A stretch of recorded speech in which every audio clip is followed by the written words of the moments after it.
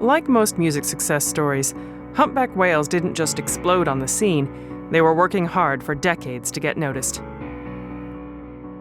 Born and raised off a tiny little island no one had ever heard of, humpback whales had a tough go from the start, feeding and learning to swim with their mothers in the warm waters of the Pacific.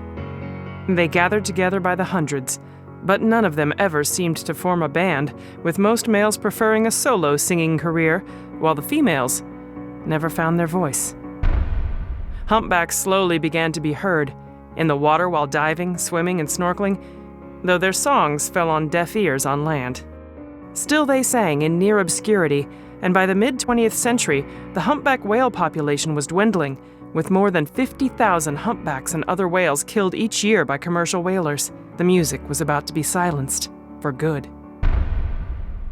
Then, in the 1960s, Frank Watlington, a pioneer in the newly burgeoning cetacean recording business, placed a hydrophone in the water, which, for the first time, captured the sound that would inspire a generation and spark a movement. Watlington passed these recordings on to producer Roger Payne, who saw the songs as a call to arms and went on to study and spread the recordings to every musician, composer, and singer he could find.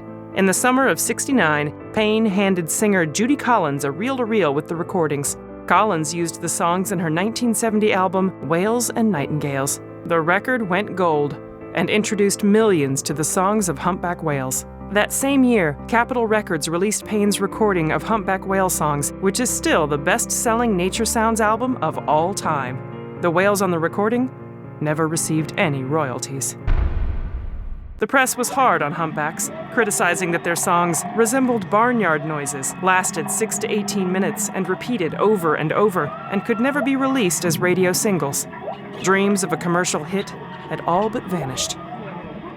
But 2 years later, a small group of activists working for a fledgling organization called Greenpeace gathered in Vancouver. One of them played the whale songs. They were looking for a campaign that would jumpstart a new environmental movement, and they'd found it. Save the whales. They played the songs over loudspeakers, on the radio and TV, and even used them in their actions, confronting a whaling vessel by blasting the songs at their boats. For a moment, they were all on deck, all listening.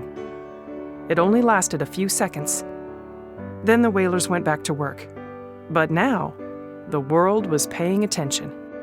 Their campaign was a success, with other organizations joining the cause. In 1982, the International Whaling Commission instituted a ban on deep-sea whaling. In the wake of this victory, humpback whales' popularity and their population could begin to soar once more. Decades later, humpbacks are back on the charts, singing the hits of yesterday and today, which is why the humpback whale is our kick-ass animal of the week.